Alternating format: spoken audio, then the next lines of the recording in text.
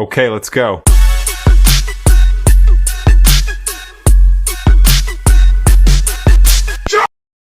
இன்றைக்கி நம்ம என்ன செய்ய போகிறோம்னா மட்டன் லிவரையும் லங்ஸையும் வச்சு ஒரு செம்மையான பெப்பர் ஃப்ரை எப்படி செய்யுதுன்னு பார்ப்போம். ஃபஸ்ட்டு அதுக்கு ஒரு 1/2 கிலோ மட்டன் லங்ஸ் எடுத்துருக்கேன். இதை நல்லா 2-3 டைம் வாஷ் பண்ணி வச்சுருக்கேன்.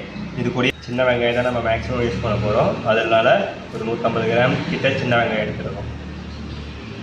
சின்ன வெங்காயத்தை நல்லா உரிச்சிக்கிட்டு இதை நல்லா கட் பண்ணிக்கணும். இப்போ சின்ன வெங்காயத்தை ஃபைனாக கட் பண்ணிக்கணும். நீங்கள் ஃபைனாகவும் கட் பண்ணிக்கலாம், இல்லைன்னா தேவைப்பட்ட பேஸ்ட் அரைச்சும் போட்டுருக்காங்க. Choice is yours. எனக்கு கட் பண்ணி போடுறதே எனக்கு பிடிக்கும். நான் இப்போ யூஸ் பண்ண போகிறது மொத்தமாகவே இது ஒரே ஒரு தக்காளி தான். ஒரு தக்காளியும் குட்டி குட்டி கட் பண்ணி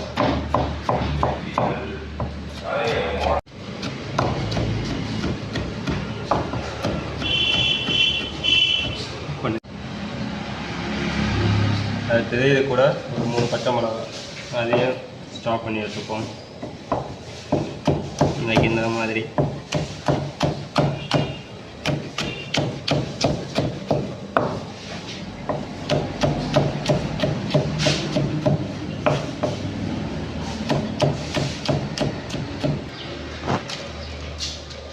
ஓகே. நம்ம அடுத்த ப்ராசஸ் போவோம். கமான், கடாயை வச்சாச்சு. இதுக்கப்புறம் ஒரு 50 ml சன்ஃப்ளவர் ஆயில் ஊற்றிப்போம்.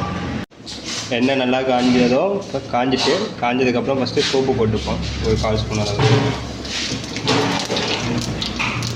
செஞ்சுட்டு அது கூட இப்போ வெட்டி வச்சுருக்க சின்ன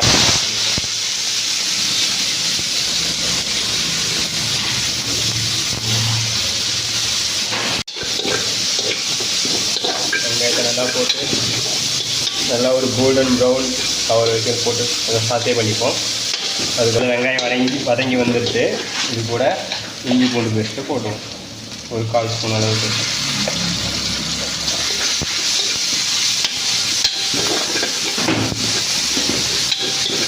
இஞ்சி பூண்டு பச்சை ஸ்பூன் போகிற வரைக்கும் கொஞ்சம் சாத்தே பண்ணிப்போம்.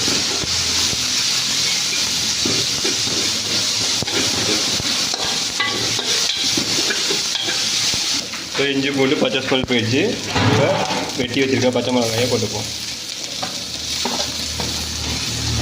இப்போ அது கூடவே கட் பண்ணி வச்சுருக்க லங்ஸையும் லிவரையும் போட்டுட்டு கொஞ்சம் குக் பண்ணுவோம்.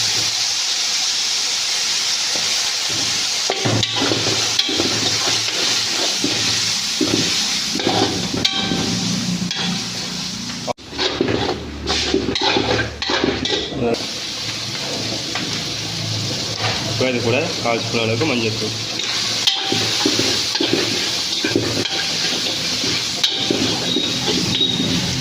இப்போ பார்த்தா ஆல்மோஸ்ட் நல்ல ஸ்மெல் வருது. இன்னும் நம்ம போட வேண்டிய மட்டன் கொழுப்பு, மட்டன் லிவரு, லங்ஸு இதெல்லாம் போட்டு பண்ணும்போது ஒரு நேச்சுரல் மட்டனுக்கு ஒரு நேச்சுரல் ஃப்ளேவர் இருக்குது, அது வரும். 2வது மட்டன் லிவர் வந்துட்டு நிறைய ஹெல்த் பெனிஃபிட்டு லைக் பிளட்டோட ஹீமோக்ளோபின் லெவலை இன்க்ரீஸ் பண்ணி தரும். நிறைய பெனிஃபிட் இருக்கிறதுனால வீக்லி ஒன்ஸ் கம்பல்சரி எடுத்துக்கணும். ஒரு 1/4 ஸ்பூன் அளவுக்கு சில்லி பவுடர். அதிகம் வேண்டாம், ஏன்னா நம்ம பச்சை மிளகா போட்டிருப்போம். 2வது அந்த மசாலாவோட பெப்பரோட ஃப்ளேவர் இருக்கும். மசாலா ரொம்ப போட்டாலும் ஒரு மாதிரி நல்லா இருக்காது, இது மாதிரி நல்ல ஃபீல் இருக்காது. கொஞ்சமாக சில்லி போடலாம், கொஞ்சமாக கூட சில்லி பவுடர் போடும்.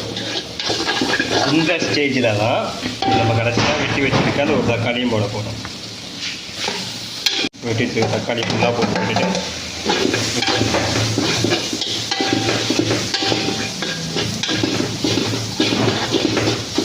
நல்லா ஒரு சின்னதாக லைட்டாக ரோஸ்ட் ஆகிற அளவுக்கு ஆகட்டும். அதுக்கப்புறம் இந்த லிவர் அவியத்துக்காக தண்ணி விடுவோம். தண்ணி விட்டு கொஞ்சம் அவிக்க விட்டுருவோம். இப்போ மட்டன் லிவர் அவியத்துக்காக கொஞ்சம் தண்ணி விட்டுப்போம். தண்ணி விட்டுட்டு நல்லா கொஞ்சம் கொதிக்க விடுவோம்.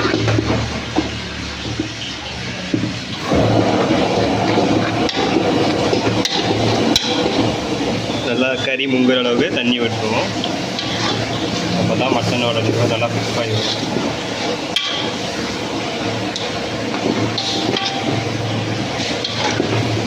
ஒரு 10 to 15 மினிட்ஸ் குக் பண்ணால் மட்டனோட லிவர் நல்லாவே குக் ஆகி வந்துடும். அதிகம் போட்டு குக் பண்ணக்கூடாது. குக் பண்ணாலும் அதில் இருக்கிற பெனிஃபிட்ஸ்லாம் வேஸ்ட் ஆகும்.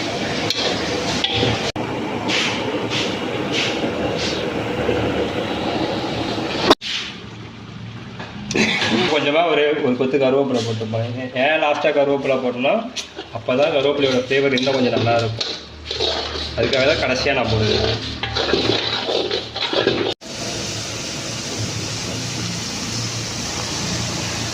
இப்போ பெப்பர் ஃப்ரைக்கு மசாலா அரைக்க போகிறோம். அதுக்கு ஒரு ஸ்பூன் அளவுக்கு முழு மல்லி, 2 பீஸு கருவேப்பட்டை, அது கூட 3 பீஸு லவங்கம், பொடியே 1/4 ஸ்பூன் அளவுக்கு ஜீரகம், 1/2 ஸ்பூன் அளவுக்கு சோம்பு போட்டுட்டு நல்லா ட்ரை ரோஸ்ட் பண்ணணும்.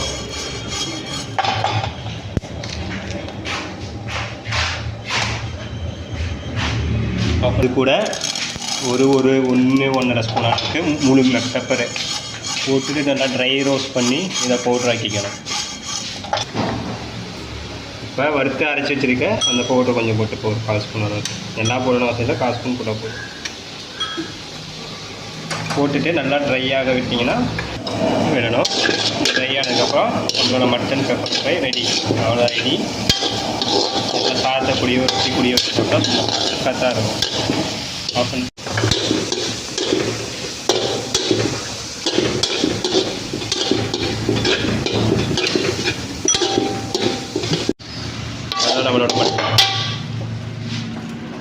அதான் நம்மளோட மட்டன் பெப்பர் ஃப்ரை ரெடி ஆகிடுச்சு.